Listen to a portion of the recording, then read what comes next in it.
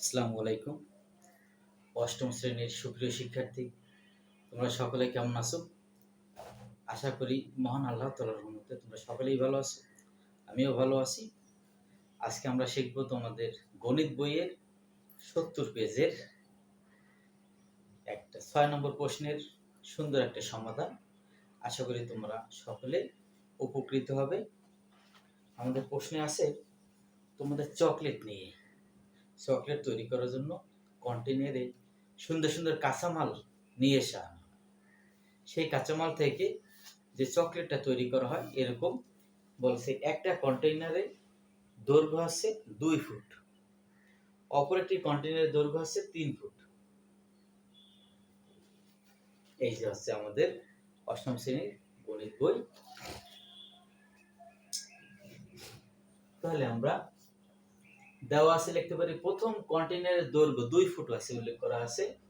এবার ফুটকে আমরা যখন ইঞ্চিতে নিয়ে আসবো, আমরা জানি 12 ইঞ্চিতে 1 ফুট, তাহলে 2 ইন্টু 12, 12 দুগুণে 24 ইঞ্চি। দ্বিতীয় কন্টেইনারের আয়তন তাহলে প্রথম কন্টেইনারে আমরা কি পেয়েছি? দৈর্ঘ্য পেয়েছি 24 ইঞ্চি। এখন দৈর্ঘ্য থেকে আমরা আয়তন বের করব।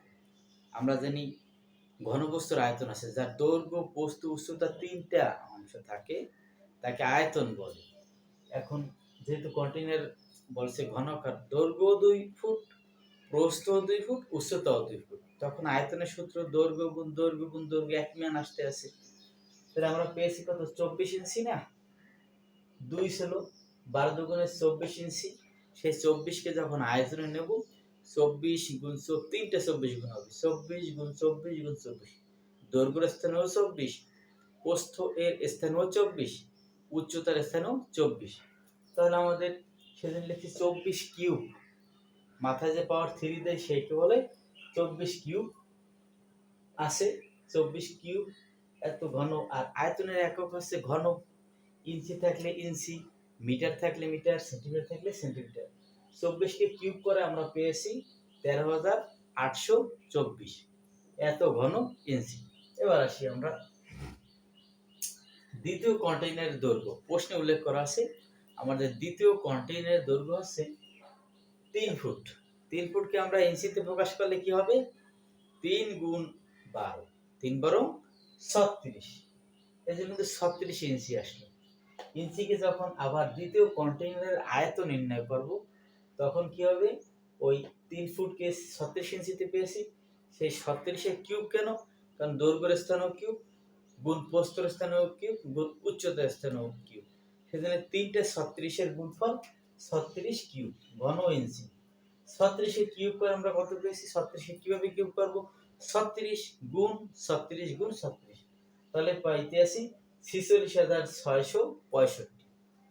এবার আসি মোট 2 কন্টেইনারের মোট আয়তন।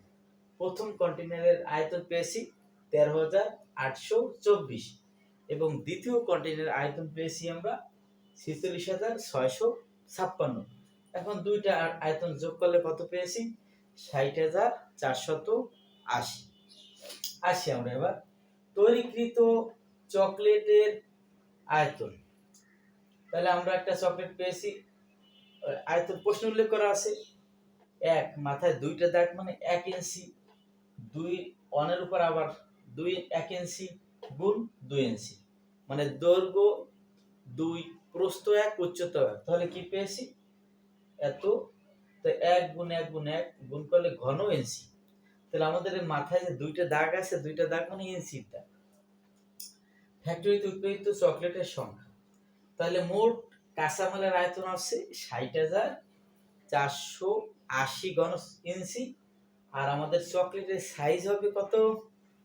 2 ইঞ্চি।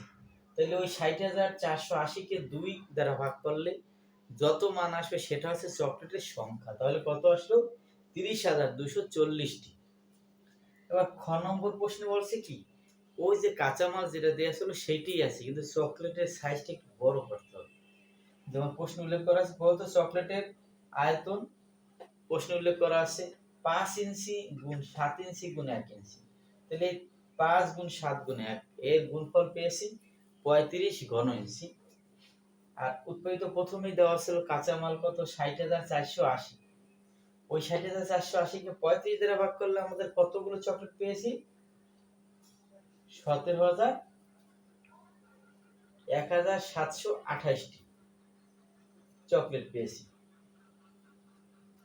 তাহলে এইখানে কত আসলো আমাদের? ১৭২৮টি চকলেট।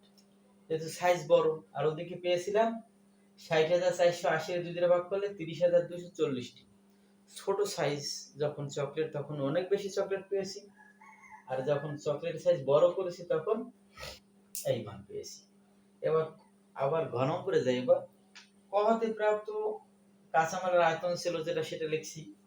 এবার প্রদত্ত চকলেটের আয়তন প্রশ্নে উল্লেখ করা আছে এত ঘন ইঞ্চি, এবং মোট আয়তন আমাদের একটা প্রশ্নে উল্লেখ করা আছে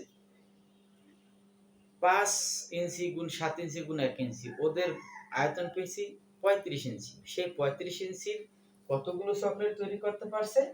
১,৪৪০টি চকলেট তৈরি করতে পারছে। তাহলে ১,৪৪০টি চকলেটের যদি 35 ইঞ্চি দ্বারা গুণ করি তাহলে কত পেয়েছি? ৫০,৪৮০। মানে ১,৪৮০টি চকলেট তৈরি করছে 35 ঘন ইঞ্চি সাইজের। তো ওই সাইজের যেগুলো চকলেট তৈরি করছে তাতে কতখানি কাঁচামাল মোট ব্যবহার হয়েছে? ৫০,৪০০ কাঁচামাল ব্যবহার হয়েছে। তাহলে বলছে কত কাঁচামাল নষ্ট হয়ে গেল? আমাদের প্রদত্ত কাঁচামাল ক হতে প্রাপ্ত পেয়েছি, ক্ষয় পেয়েছি, মানে ৬০,৪৮০। তার থেকে চকলেট তৈরি করতে ব্যবহার করছি ৫০,৪০০। তাহলে নষ্ট হয়ে গেল কতটুকু, সেটা কিভাবে পাবো? বৃহত্ত মান থেকে এই মানটা বিয়োগ করলাম। ৬০,৪৮০ থেকে ৫০,৪০০ বিয়োগ করলে কত পেয়েছি? ১০,০৮০ ঘন ইঞ্চি। এই এই কাঁচামালটা কি হয়ে গেছে? নষ্ট হয়ে গেছে।